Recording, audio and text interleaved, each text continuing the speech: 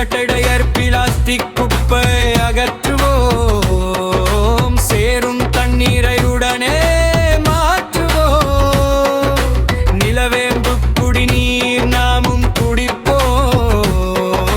நிம்மதியான ஆரோக்கிய வாழ்வை அடைவோம். ஓடு ஓடு ஓடு ஓடு ஈடிசு நுளம்பை விரட்டு. மூடி வைப்போம் குடங்களை முட்டையிட்டு வளராமல் தடுத்து.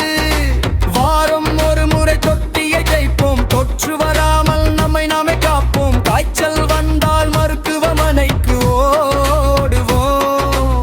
சுயமாய் மருந்து எடுப்பதை தவிர்ப்போம்.